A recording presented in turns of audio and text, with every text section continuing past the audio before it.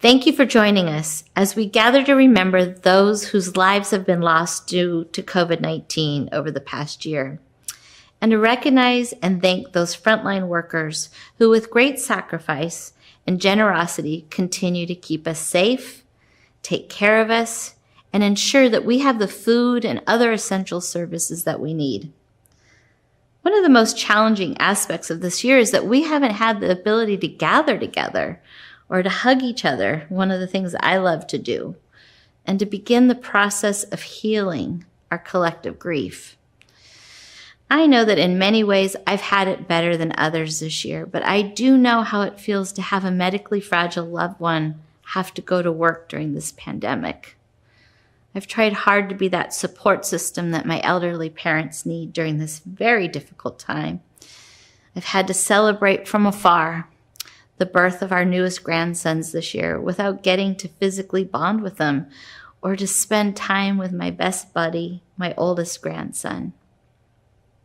I've seen firsthand the financial and emotional impacts this pandemic has had on my friends and my neighbors and my loved ones. And my staff and I have also had the privilege to try to help my constituents on the variety of challenges these difficult times have brought on. As we started to ramp up the vaccination process, I have personally felt a deep sense of relief as I've seen family and friends and more members of our community get vaccinated. The progress we're making towards better community immunity helps validate for me the sacrifices we've had to make in our daily lives and to help assure, hopefully, that we won't go backwards. Throughout this pandemic, my advice to all of you has been to be kind and to look out for one another.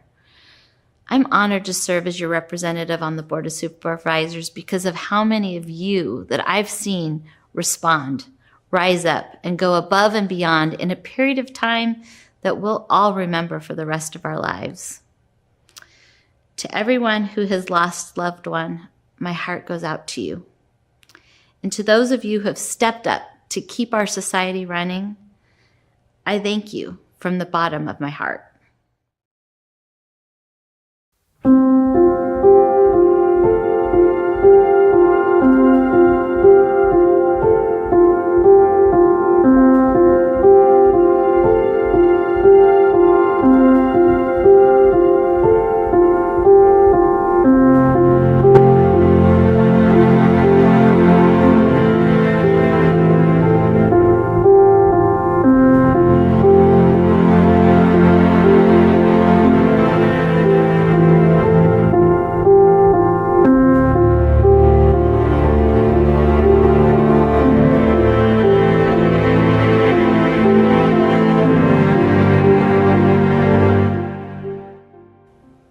I will be praying an interfaith prayer. Dear God of all faiths, we humbly invoke your presence into our gathering. We thank you for all that is good, and we thank you for the strength to overcome our challenges. Please, O God, lead us in these proceedings and allow unity, harmony, and justice to guide us tonight. Guide our supervisors and our county in righteousness and practicality. We pray for all those affected by COVID-19 as we all work together to find and implement best practices. Our plights include poverty, homelessness, racial inequities, political upheavals, and the daunting task of finding normalcy. But you know this already. So, as always, lead us into your will and to humanity's dignity. Amen. When COVID-19 was first announced, it seemed like a distant nightmare. Until we woke up on March 17, 2020, it became our disturbing reality. This time of uncertainty shocked us to the core and isolated us from the very people we run to for support. As each day passed, more unbelievable news was released, filled with death, desperation, further isolation, and social unrest. Would this pandemic be the end of life as we know it? Or would we as a community arise from it as a stronger community with a changed perspective? Fear, anxiety, and restlessness filled the air when the first COVID patients arrived at the hospital in February of 2020. We had been prepped for it, but we did not know what to expect when we experienced the situation ourselves. I remember receiving my first assignment.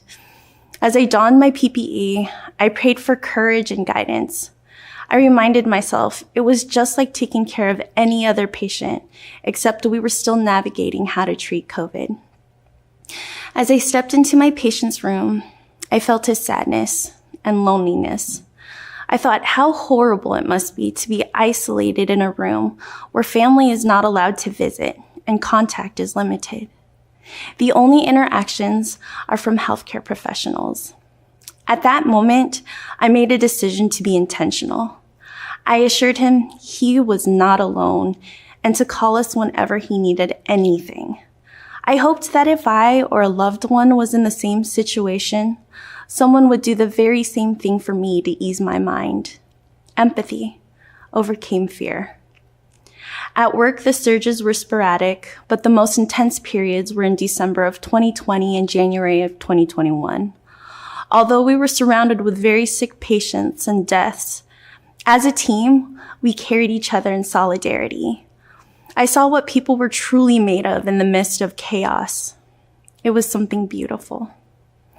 With every tragedy, there is something to be learned and an opportunity to flourish.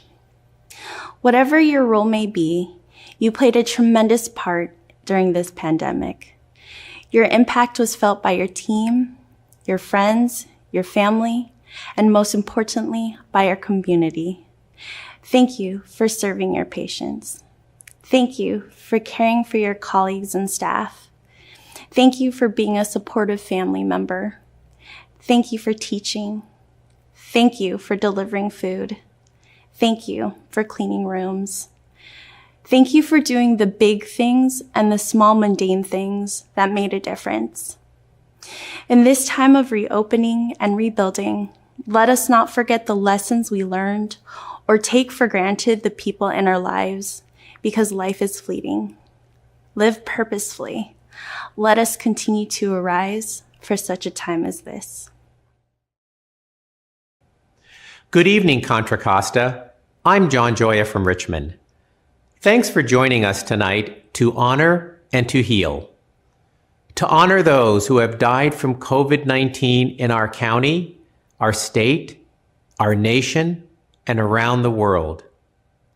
And to heal from the pain, suffering, and despair felt in our community and throughout the world during this pandemic.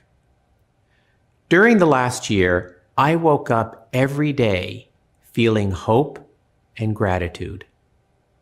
I felt hope that the amazing resourcefulness, talent, innovation, and passion of our community would get us through our darkest moments. And indeed they did. I felt gratitude by how our community and the county came together every day to protect and help each other through this challenging year. I felt gratitude for the great work of all our county employees, especially our healthcare workers who put themselves out on the front lines to protect our community. I felt gratitude for those many individuals and community groups who worked hard to help those who are homeless, to help families who needed school meals, to help people get through wildfire challenges and power outages, and to help deliver meals to homebound seniors. I am so proud how our community members sacrifice for each other. Despite the challenges of the past year, our communities have stood up for change, for social justice, and for racial justice. The Black Lives Matter protest and marches that occurred last year have laid the groundwork for making our county a better place for all. I strongly believe that we are going to get through this and be stronger and more resilient. The partnerships and the relationships that have been formed to help our communities over this past year will stay with us as we move forward. Thank you, Contra Costa, for giving us hope. Let's honor and heal. Thank you. This last year has impacted my family just as it did nearly everyone's. So many missed special events, birthdays, celebrations, memorials. In the early days of the pandemic, when it became clear that the most vulnerable were the elderly, my 3 sisters and I worried, how do we keep our 90-year-old father alive? How do we keep him protected? The sadness of being separated from loved ones first really hit me April 16th, my granddaughter's 5th birthday. She lives 5 miles from my home, and I had last seen her in person in late February. We decorated our car, drove to our son's home, and masked, watched her open her gift in the driveway. When her 3-year-old sister ran to try to give me a hug, she had to be held back by her parents. I've not hugged my 2.5-year-old grandson, Alan, or his parents since October 2019, 17 months ago. They live in Philadelphia. I watched the frustration and sadness in the eyes of my 7-year-old grandson as he connected on Zoom for just an hour a day with the new friends he had made when he started the 1st grade just a few months before. Our family has missed going to church every Sunday and worshiping with families we care so much about. Zoom has been a nice alternative, but it's not the same. But there are silver linings. I'm appreciative of the technology that can keep us connected. I can play games and read Sammy the Seal or Go Dog Go to my grandson in Philadelphia. I can tell stories to my granddaughters as they get ready for bed at night. Each Sunday, we talk on Zoom for an hour to an hour and a half with our 6 children and their spouses. We have had 3 grandchildren born during COVID under such challenging and difficult circumstances in overcrowded hospitals, but they were all born healthy. Because I've been working remotely, I've had time to help my 90-year-old father, accompanying him to medical appointments, taking his blood pressure, going on walks, eating dinner with him at night, followed by 2 rounds of dominoes and a Hallmark movie. The rolling out of the vaccine has brought such hope. When in January, my husband sent me a picture of my father getting his 2nd dose of vaccine on a pier in Honolulu, such relief was felt. My 3 sisters and I had been able to keep him safe. We had kept him alive during COVID. It has not been easy for anyone, and yet we all have persevered, and we have come to realize that we can do hard things and find joy in simple things. Hi, my name is Megan, and I'm a member of the Melodies all-female a cappella group at Monte Vista High School in Danville. And tonight we are going to perform for you the BYU vocal point arrangement of You Will Be Found from Dear Evan Hansen. And we are so excited to share this piece with you guys because in this time of chaos and uncertainty, we're all in it together, and we just want you to remember that you are not alone. Thank you, and enjoy.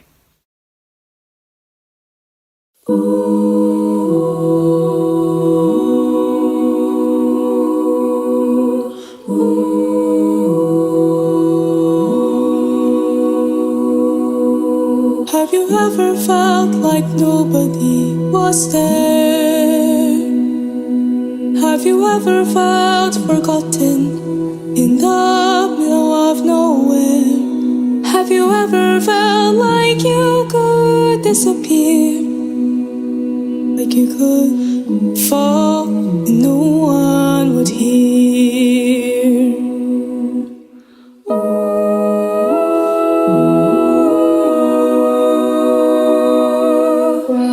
Let that only feeling wash away. Maybe there's a reason to believe you'll be okay. 'Cause when you don't feel strong enough to stand, you can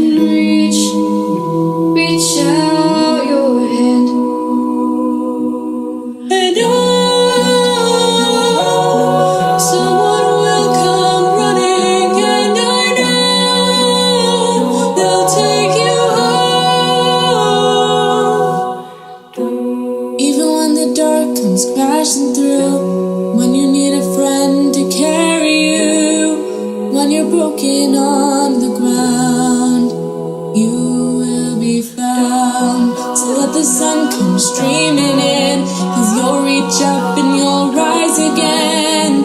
Lift your head and look around, you will be found. You will be found. You will be found. You will be found.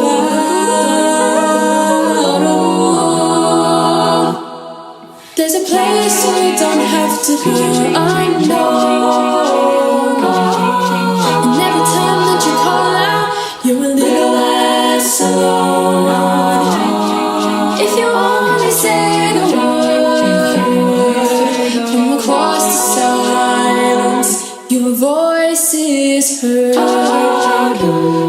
me home, take me home, take me home, take me home.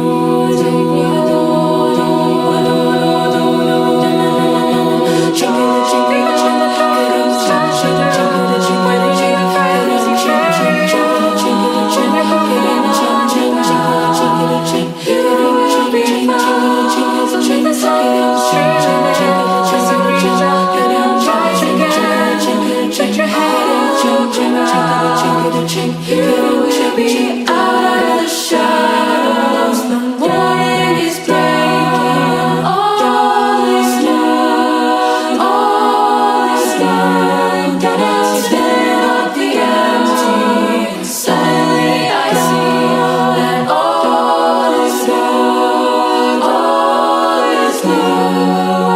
You are not alone. You are not alone. You are not alone. You are not alone. You are not alone. You are not alone. You are not. You are not alone. Even when the dark comes crashing through, you need someone to carry you. When you're broken on the ground, you will be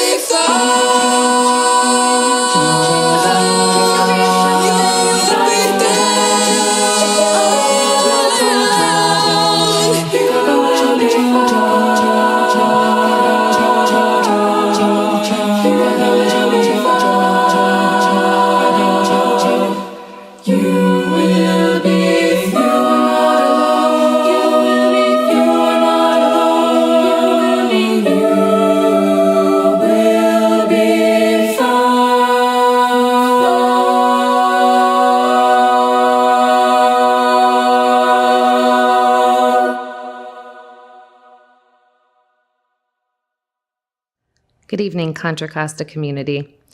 I sit with you tonight in mourning for the loss of so many lives that touched other lives. Each and every death has a ripple effect on families, loved ones, community, and is a tragedy. At Choice in Aging, we watched in horror as the coronavirus ravaged its way through nursing homes and assisted living facilities, killing those we exist and live to serve. It was one of the many magnifying glasses that brought the existing inequities of our society into sharp focus. Elders, particularly frail elders, were invisible prior to this pandemic.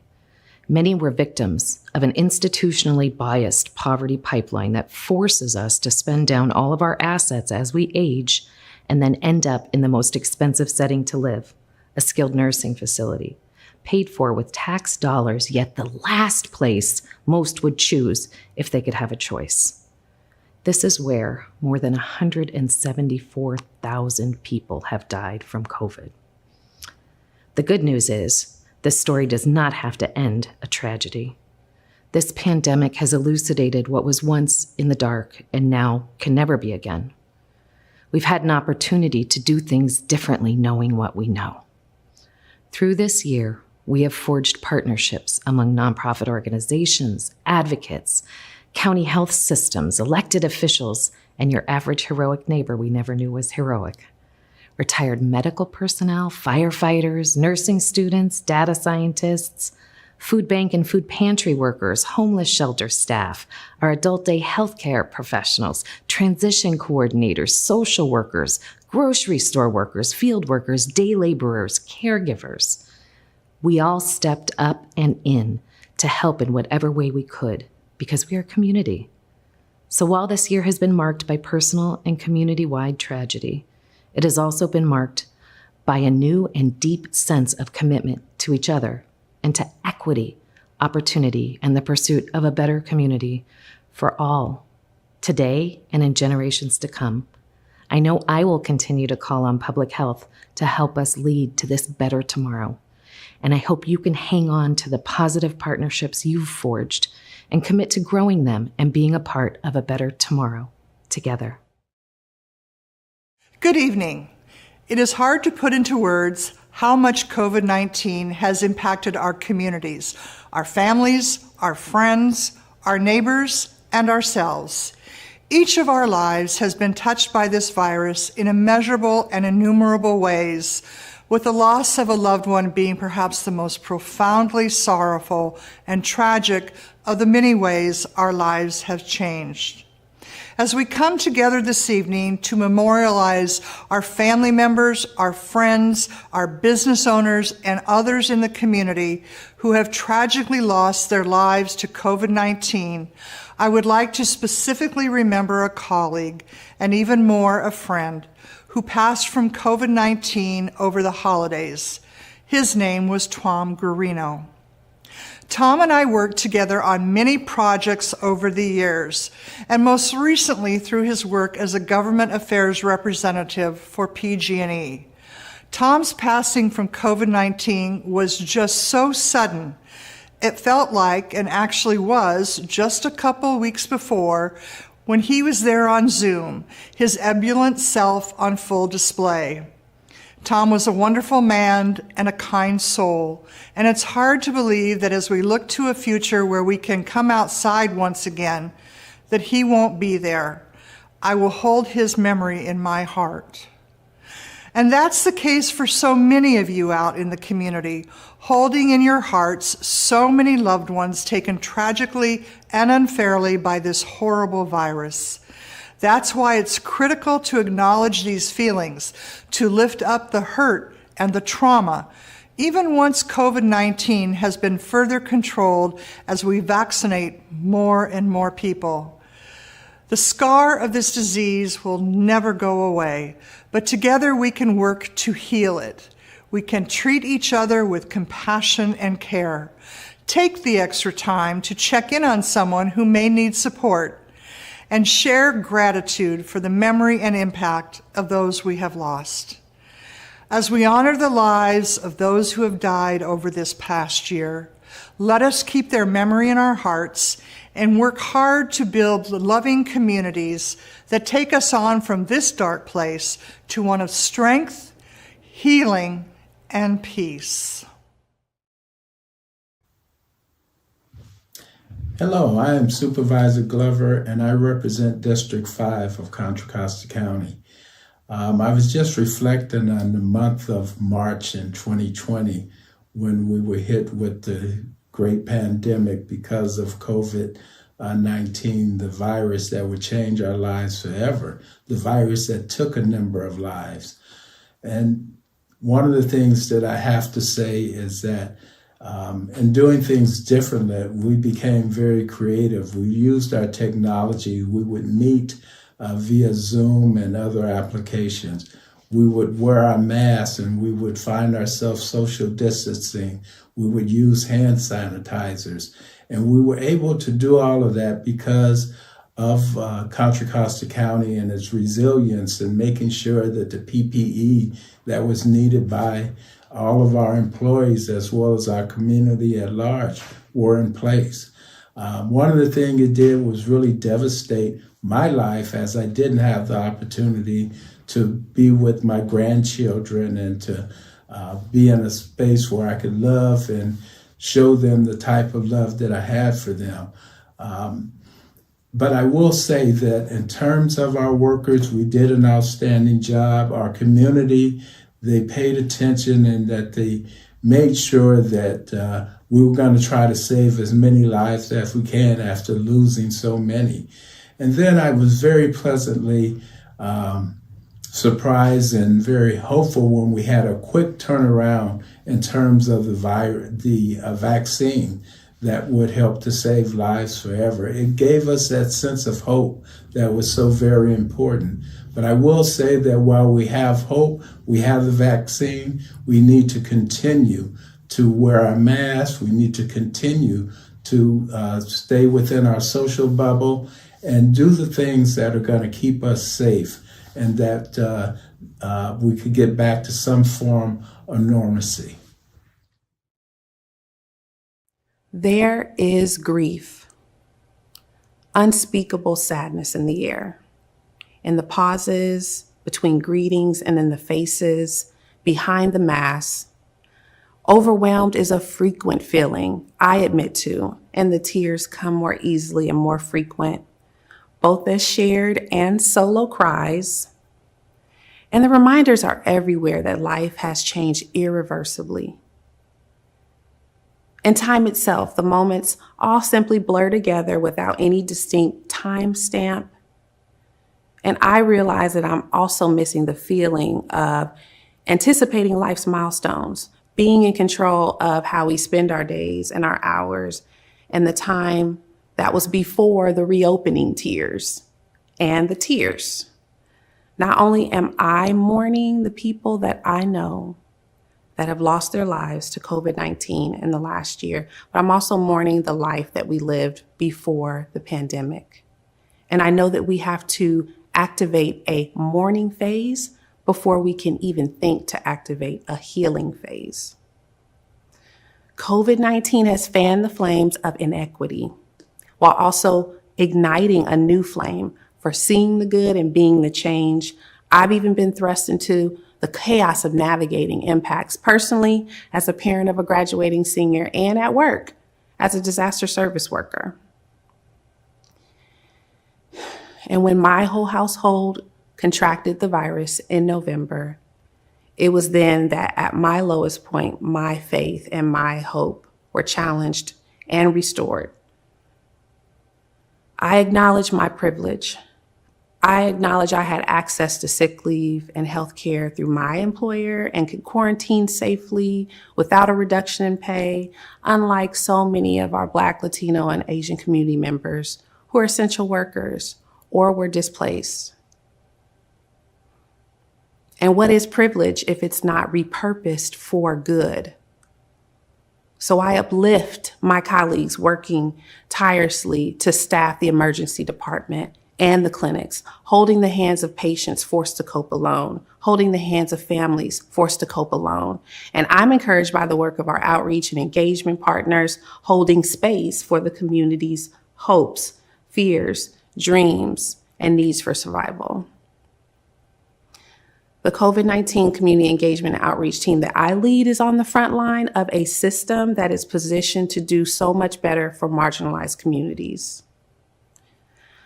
I believe our system best models its values of courage and empathy and accountability when the people within it are seen and safe and operationalizing these values as equity.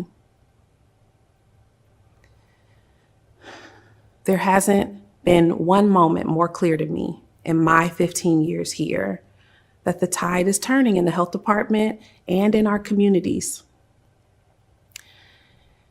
Hard conversations are being initiated and supported. Partners are co-creating and sharing ownership of projects, and rapid response is priority. So while grief and growing pains are uncomfortable, they do yield shifts and growth, and both these results are crucial in reimagining a new way forward in solidarity for positive change. So to that end, I ask that we grant ourselves the permission to mourn, and then remember that by injecting hope into those moments that we do have, we can recalibrate toward new milestones, even if it is just one small step at a time. Although I too miss the memories, it's the moments of now that miss all of us even more. So let's stand in the now, never going it alone, embracing each and every moment we have together with hope. So as I reflect on the last 12 months, what stands out for me is not only the profound loss of life, the profound suffering, I think a continued, and I think a exposure of continued racial and social injustice, but also resilience, a willingness to step forward, to support each other, to sacrifice for each other. Our community members, our community partners, they've shown up in ways that have been inspiring. Our essential workers who have worked the front lines across this pandemic, across our community from the Delta to the Bay. And it gives me hope because I see a group of people who haven't stopped, who have come together, who have worked through the hard problems. When I think about what may come next, I know that whatever it is, we will be taking on those challenges or those opportunities together, and that gives me hope. I couldn't be prouder of the team that I have the privilege to work with at Contra Costa Health Services. Our employees and really the larger county team, our community-based organizations and the cities within this region have actually come together as one team. And for me, that's been a great privilege. It's been an honor to work with this group of people. Our volunteers, the hundreds of volunteers who have stepped forward, whether it be working in an ICU, providing care for those who are suffering from the impacts of COVID, or providing food or shelter. We know that as a community that we can face anything. We know that as a community we can create hope. We know that as a community we can heal. I thank you for joining us tonight in this important moment of reflection. We know that as we look forward, as we look ahead, there will be light that will guide us. We will go together. We'll take this journey together. Thank you so much.